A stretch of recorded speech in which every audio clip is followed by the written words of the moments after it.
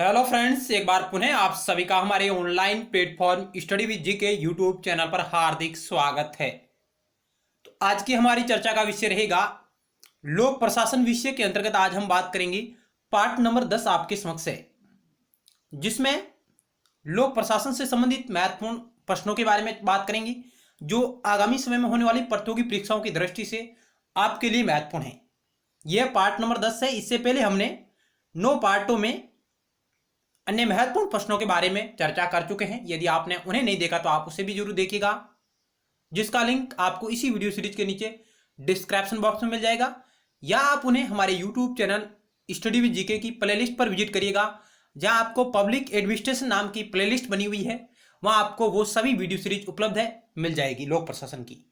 इसके अलावा आप राजनीति विज्ञान के लगभग 3500 प्रश्नों के बारे में भी जान सकते हैं। उसी प्लेलिस्ट पर आपको मिल जाएंगे एमसीक्यू अलग अलग टॉपिक पर आधारित। तो आइए आज की क्विज को स्टार्ट करते हैं बिना किसी देरी के। पहला सवाल आपकी स्क्रीन पर रहा ये,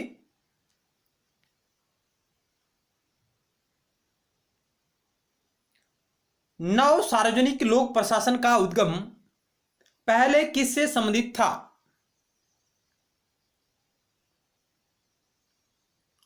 तुलनात्मक प्रशासन गुट से, American Society of Public Administration, Minnowbrook सम्मेलन, भारतीय लोक प्रशासन संस्थान यानी एनपीए।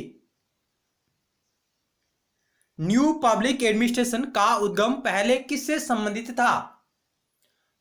नव लोक प्रशासन या नव सार्वजनिक लोक प्रशासन किससे संबंधित था? सबसे पहले इसकी उत्पत्ति किससे मानी जाती है?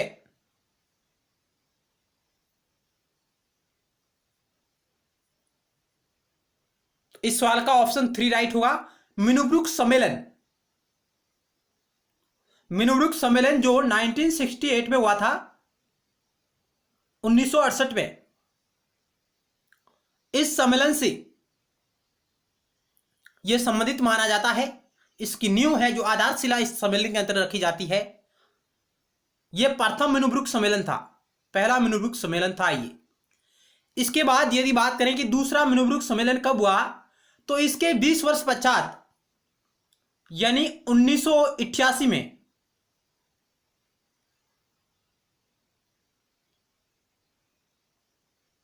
अर्थात पहला मिनीब्रुक सम्मेलन हुआ 1968 में।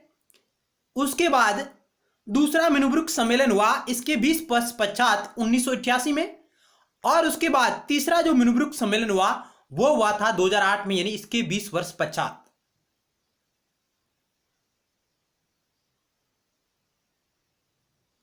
अब तक 3 मिनीब्रुक सम्मेलन हो चुके हैं। ऑप्शन 3 राइट होगा। नेक्स्ट सवाल आपकी स्क्रीन पर रहा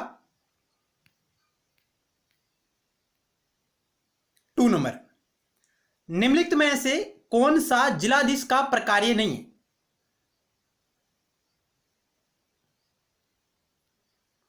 निम्नलिखित में से कौन सा जिलाधीश का प्रकार्य नहीं है? तकावी ऋणों की वसूली करना, न्याय पंचायतों के निर्णय के विरुद्ध अपील की सुनवाई करना, 2 नंबर। 3 नंबर है राजस्व की वसूली करना, और 4 नंबर है भूमि अभिलेख का अनुरक्षण करना। कौन सा कार्य जिलाधीश का नहीं है? 4 ऑप्शन आपके समक्ष रहे। यदि आपको हमारे द्वारा किया जा रहा प्रयास अच्छा लगा तो आपसे लाइक करिएगा और अपने मित्रों के साथ भी शेयर करिएगा व्हाट्सएप, फेसबुक, टेलीग्राम इत्यादि पर।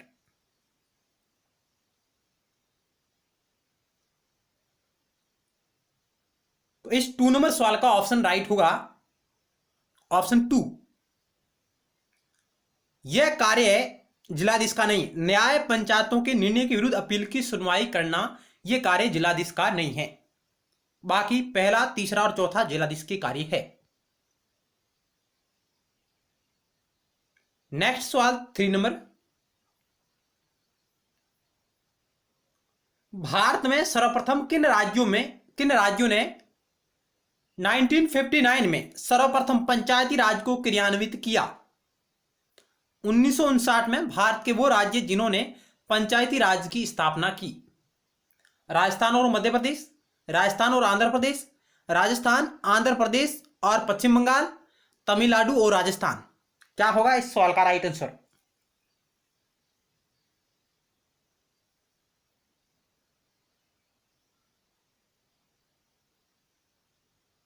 इस 3 नंबर सवाल का ऑप्शन 2 राइट होगा। राजस्थान और आंध्र प्रदेश ने क्रमशः पंचायती राज व्यवस्था को क्रियान्वित किया था। राजस्थान की बात करें तो इन्होंने यहां पर 2 अक्टूबर 1959 को भारत में सर्वप्रथम पंचायती राज व्यवस्था की नींव पड़ती है, राजस्थान में रखी जाती है। और इसके पश्चात 11 अक्टूबर 1959 को आंध्र प्रदेश में पंचायती राज की नींव रखी गई थी। तो सबसे पहले राजस्थान और उसके बाद आंध्र प्रदेश, इन दोनों राज्यों में 1959 में पंचायती राज को, इसकी स्थापना का जो विचार है वो धरातल पर लाया गया। नेक्स्ट सवाल की बात करें, आपके समक्ष रहा 4 नंबर।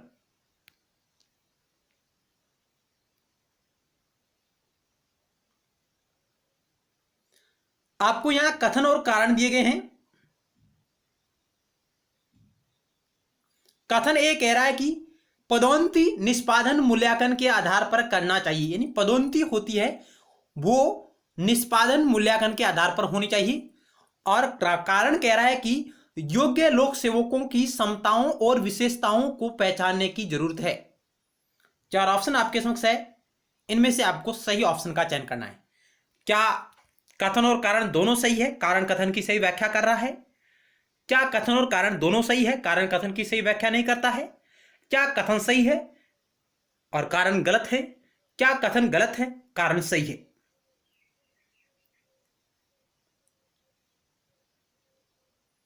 आप वीडियो को आसानी से रोककर अपने आंसर को गैस कर सकते हैं।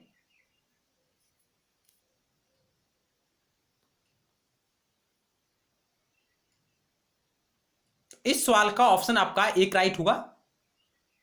कथन और कारण दोनों सही है, और कारण है जो कथन की सही व्याख्या करता है बिल्कुल, कि पदोन्नति में जो पदोन्नति होती है वह निष्पादन मूल्यांकन के आधार पर होनी चाहिए, यह बात बिल्कुल सही है। और योग्य लोक सेवकों की क्षमता और विशेषताओं को पहचानने की जरूरत है, यह बात भी बिल्कुल सही है और एक दूसरे की व्याख्या कर रहे हैं।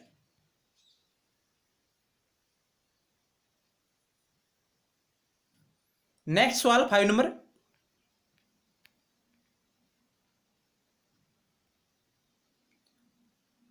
निम्न में से कौन से प्रकार के प्रशिक्षण में जन सेवा में भावी नव भर्ती के लिए व्यक्तियों को तैयार किया जाता है? यानी इनमें से वह कौन सा प्रशिक्षण है जिसके तहत जन सेवा में भावी नव भर्ती के लिए व्यक्तियों को तैयार किया जाता है?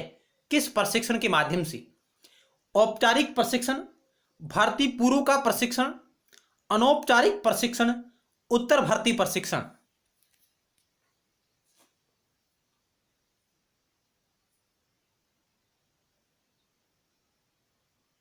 इस सवाल का राइट आंसर ऑप्शन 2 होगा, भारतीय पूर्व प्रशिक्षण, जिसके तहत जन सेवा में भावी नव भर्ती के लिए व्यक्तियों को तैयार किया जाता है। ऑप्शन 2 राइट होगा। नेक्स्ट सवाल पर बात करते हैं, 6 नंबर।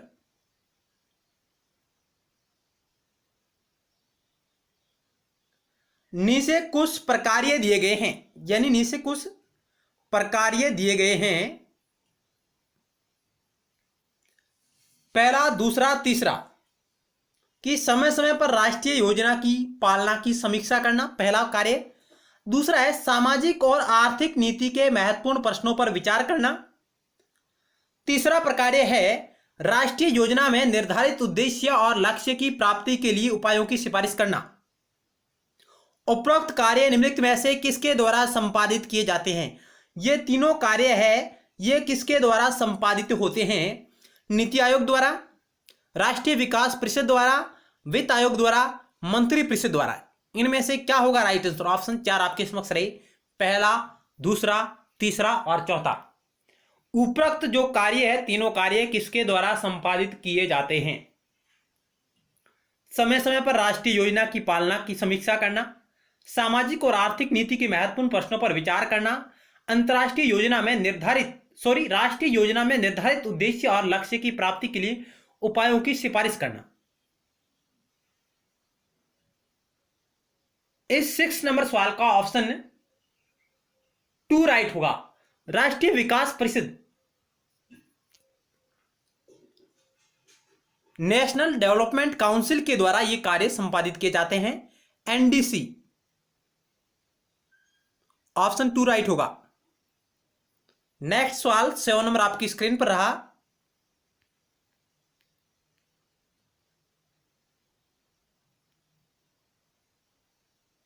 हेनरी फ्योल ने प्रबंधन गतिविधि के प्रमुख कार्य के रूप में 5 तत्वों की पहचान की। हेनरी फ्योल ने, कथन ए कह रहा है कि हेनरी फ्योल ने प्रबंधन गतिविधि के प्रमुख कार्य के रूप में 5 तत्वों की पहचान की, और रीजन कह रहा है कि हेनरी फ्योल के अनुसार किसी संगठन के उच्च स्तर पर तकनीकी ज्ञान की अपेक्षा प्रशासनिक ज्ञान की आवश्यकता होती है। ए आर दोनों सत्य हैं और सही व्याख्या है। ए आर सत्य है लेकिन सही व्याख्या नहीं है। ए सत्य है परंतु आर असत्य है। ए असत्य है परंतु आर सत्य है। क्या होगा? इन 4 ऑप्शनों में से राइट आंसर को आपको चयन करना है।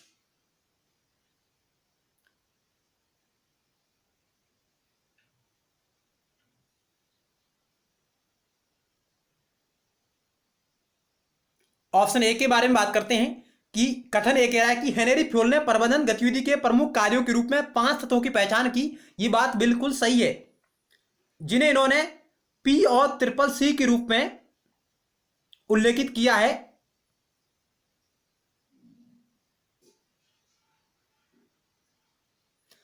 और रीजन कह रहा है कि हेनरी फ्योल के अनुसार किसी संगठन के उच्च स्तर पर तकनीकी ज्ञान की अपेक्षा प्रशासनिक ज्ञान की आवश्यकता होती है। यह भी बात बिल्कुल सही है, लेकिन यह ए की व्याख्या नहीं कर रहा है। आर, ऑप्शन बी राइट होगा। ए आर सत्य है लेकिन सही व्याख्या नहीं है। ऑप्शन बी इस सवाल का राइट आंसर।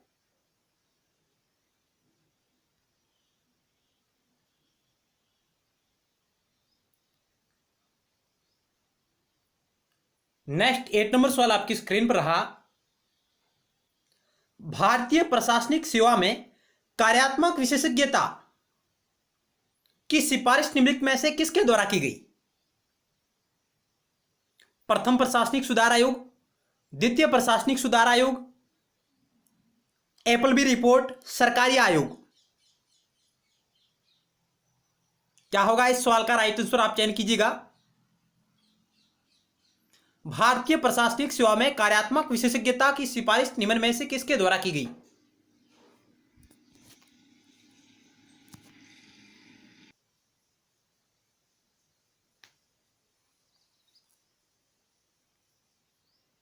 तो इस सवाल का ऑप्शन ए राइट होगा। प्रथम प्रशासनिक सुधार आयोग ने इसके ऊपर बल दिया था, और प्रथम प्रशासनिक सुधार आयोग मोरारजी देसाई की अध्यक्षता में गठित किया गया था। ध्यान रखिएगा, फर्स्ट एआरसी है, मोरारजी देसाई की अध्यक्षता में गठित किया गया था 1966 में, और इसने अपनी रिपोर्ट कब दी? 1969 में।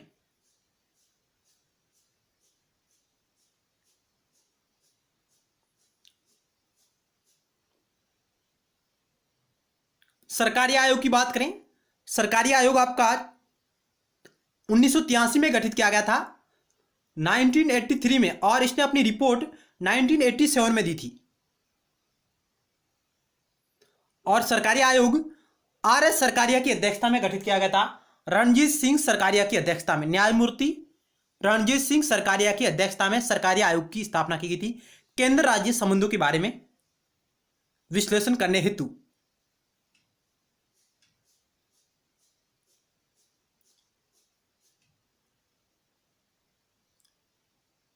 और द्वितीय प्रशासनिक सुधार आयोग की बात करें, द्वितीय प्रशासनिक सुधार आयोग वीरप्पा मोइली की अध्यक्षता में गठित किया गया था 2005 में।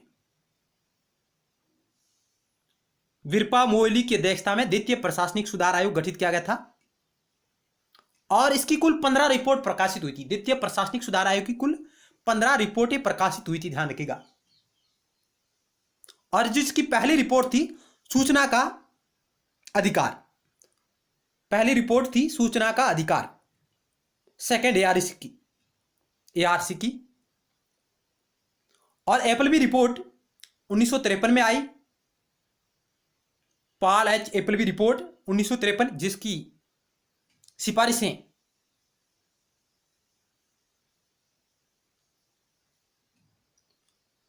तो इस सवाल का ऑप्शन ए राइट हुआ। चलते हैं नेक्स्ट सवाल की ओर। इनके बारे में हम नेक्स्ट वीडियो सीरीज में विस्तार से बात करेंगे। 9 नंबर सवाल आपकी स्क्रीन पर रहा।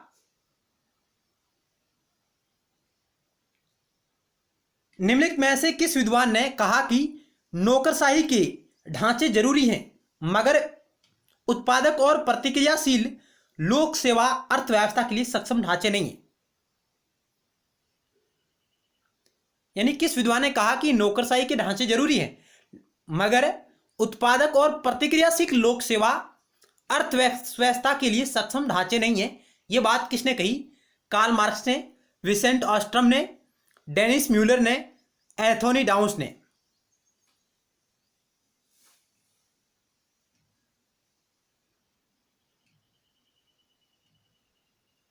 इस 9 नंबर सवाल का ऑप्शन 2 राइट होगा। विसेंट ऑस्ट्रम ने यह कहा था कि नौकरशाही के ढांचे जरूरी हैं लेकिन उत्पादक और प्रतिक्रियाशील लोक सेवा अर्थव्यवस्था के लिए सक्षम ढांचा नहीं है नौकरशाही। यह बात विंसेंट ऑस्ट्रम ने कही थी। और विंसेंट ऑस्ट्रम का नाम पीसीटी से जुड़ा हुआ है, पब्लिक चॉइस थ्योरी से, लोक चयन उपागम, जिसके प्रमुख प्रवक्ता है विंसेंट ऑस्ट्रम, जिन्होंने यह बात कही थी। ऑप्शन 2 राइट हुआ। नेक्स्ट सवाल के बारे में बात करें। लोक चयन उपागम निम्नलिखित में से किस पर बल देता है? पब्लिक चॉइस थ्योरी किस पर बल देती है? पीसीटी।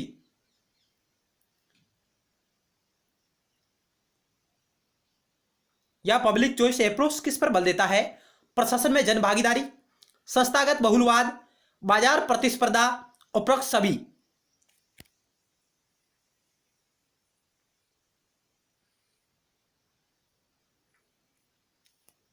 पब्लिक चॉइस थ्योरी लोक विकल्प उपागम या लोक चयन उपागम, यह उपभोक्ताओं को बहुत सारे विकल्प प्रदान करता है और बहुत सारे विकल्प प्रदान करने से प्रशासन में जन सहभागीदारी, संस्थागत बहुलवाद, यह कह रहा कि बाजार प्रतिस्पर्धा के माध्यम से विभिन्न संस्थाओं की बहुलता पर यह बल देता है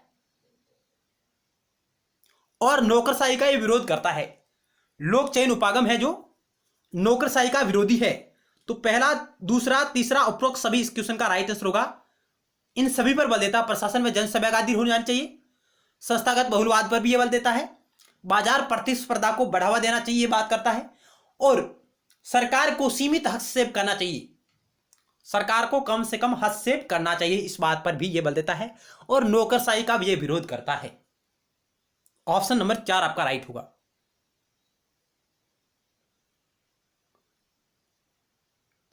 और लोक चयन उपागम कब आया, इसके बारे में यदि बात करें तो यह नवीन लोक प्रशासन की साथ ही लोक चयन उपागम आता है 1960 के दशक में। 1960 के दशक में लोक चयन उपागम आया। नेक्स्ट सवाल आपकी स्क्रीन पर रहा। 11 नंबर, परिणामों द्वारा प्रबंधन किससे संबंधित है? Option Peter Drucker, Edward C Slate, William Duncan, MP Follett. परिणामों द्वारा प्रबंधन किससे संबंधित है? 4 ऑप्शन आपके समक्ष रहे। 11 नंबर सवाल का ऑप्शन 2 राइट होगा, Edward C slate. Edward C slate ने पीटर ड्रेकर के उद्देश्यों द्वारा प्रबंधन को परिमाणों द्वारा प्रबंधन से प्रतिस्थापित किया। यानी उद्देश्यों द्वारा प्रबंधन,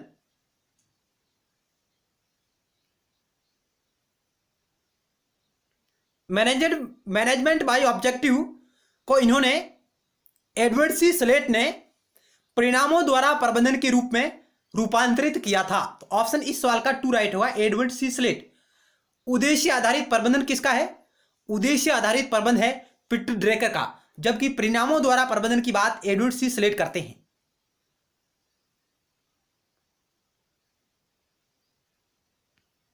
बारह नंबर सवाल आपकी स्क्रीन पर रहा।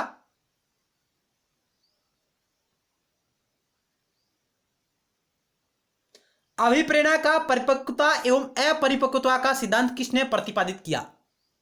अभिप्रेरणा का परिपक्वता एवं अपरिपक्वता का सिद्धांत किसने प्रतिपादित किया? डेविड मैक्लीलैंड ने, विलियम आउची ने, क्रिस आर्ग्रिस ने, विक्टर ब्रूम ने। क्या होगा राइट आंसर 12 नंबर सवाल का? अभिप्रेरणा का परिपक्वता एवं अपरिपक्वता का सिद्धांत किसने प्रतिपादित किया? David McClelland, William Ouchi, Chris Argyris, Victor broom.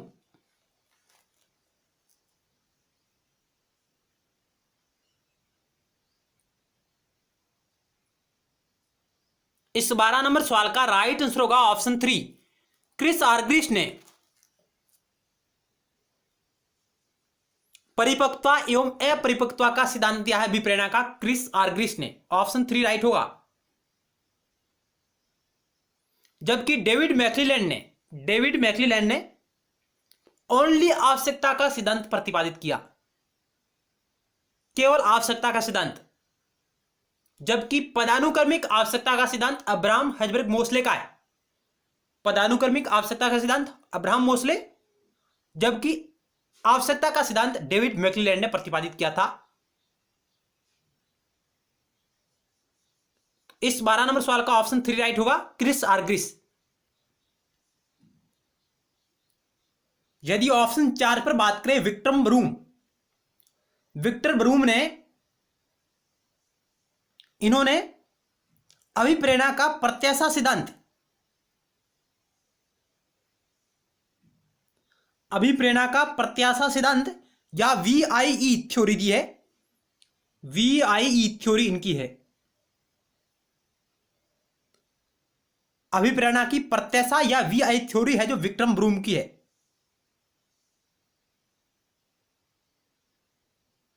और डेविड मैक्लीलैंड की बात हमने की थी, केवल आवश्यकता का सिद्धांत या उपलब्धि प्रेरक सिद्धांत। अभिप्रेरणा का उपलब्धि प्रेरक सिद्धांत या आवश्यकता का सिद्धांत डेविड मैक्लीलैंड का है।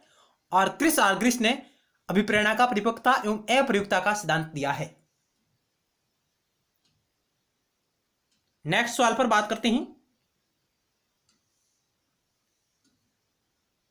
अभिप्रेरणा को प्रबंधन का मर्म किसने कहा? Francis Lincoln, Abraham Maslow, Douglas McGregor, टेरी।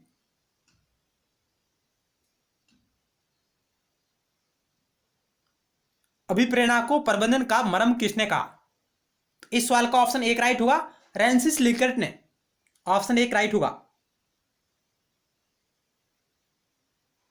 अब्राहम मैस्लो ने पदानुक्रमिक आवश्यकताओं का सिद्धांत प्रतिपादित किया है। पदानुक्रमिक आवश्यकताओं का सिद्धांत अब्राहम मैस्लो का है। जबकि डगलस मैकग्रेगर ने XY थ्योरी दी है। चलते हैं नेक्स्ट सवाल की ओर। 14 नंबर आपकी स्क्रीन पर रहा। हनी प्रतिवेदन कब प्रकाशित हुआ? 1966, 1956, 1967, 1968। हनी रिपोर्ट कब प्रकाशित हुई थी?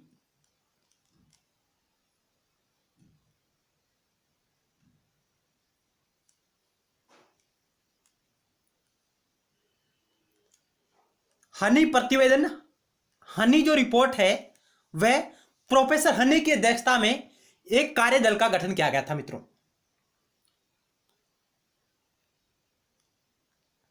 अप्रैल 1967 में प्रोफेसर हनी की अध्यक्षता में एक कार्यदल का गठन किया गया था और उसका उद्देश्य था अमेरिका के विश्वविद्यालयों में लोक प्रशासन विषय के स्वतंत्र अध्ययन की संभावनाओं को तलाशने हेतु, यानी लोक प्रशासन विषय के स्वतंत्र अध्ययन की संभावनाओं को तलाशने हेतु अप्रैल 1967 में प्रोफेसर हनी की अध्यक्षता में एक कार्यदल का गठन किया गया था और इसने अपनी रिपोर्ट मई 1967 में प्रकाशित की, जिसमें इन्होंने प्रमुख बातों पर विशेष गौर किया था कि लोक सेवा संबंधी राष्ट्रीय आयोग की स्थापना की जाए। यानी इस हनी प्रतिवेदन में कहा गया कि लोक सेवा संबंधी राष्ट्रीय आयोग की स्थापना की जाए, इसकी विशेषताएं भी प्रमुख है, और लोक प्रशासन विषय में स्नातकोत्तर उपाधि वाले छात्रों की छात्रवृत्ति की व्यवस्था की जाए। यानी स्नातक उत्तर जो उपाधि वाले छात्र हैं उनको छात्रवृत्ति प्रदान की जाए, और लोक सेवा संबंधी राष्ट्रीय आयोग की स्थापना की जाए, और लोक प्रशासन विषय में स्नातकोत्तर उपाधि वाले छात्रों को छात्रवृत्ति का प्रावधान किया जाना चाहिए। यह इसकी दो प्रमुख सिफारिशें थी हनी रिपोर्ट की। ऑप्शन 3 राइट हुआ। 1967 में कहां प्रकाशित हुई? यूएसए में, प्रोफेसर हनी की अध्यक्षता में। नेक्स्ट बात करें,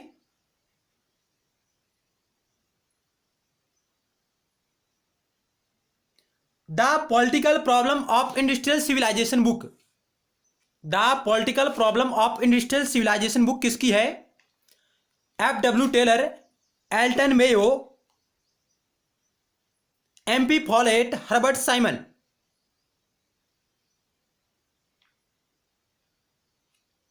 F.W. Taylor, Elton Mayo, MP Follett, Herbert Simon.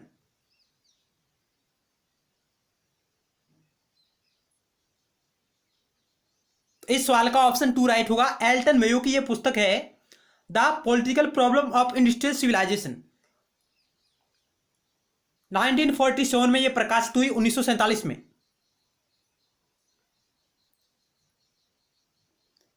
इनकी 3 महत्वपूर्ण पुस्तक आई है।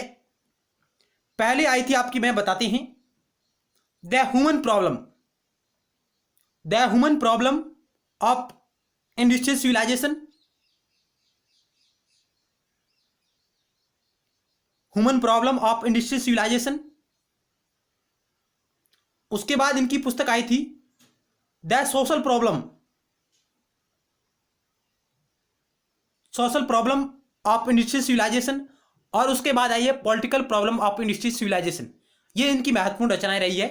The human problem, the social problem, the political problem, ये इनका क्रम है एल्टन मेयो का। एल्टन मेयो मानव संबंधी विचारधारा के प्रमुख प्रवक्ता रहे हैं। आज के इस वीडियो सीरीज में हमने इतने सवालों को शामिल किया है। मिलते हैं नेक्स्ट टाइम एक नए टॉपिक के साथ और महत्वपूर्ण सवालों के साथ। तब तक धन्यवाद। जय भारत।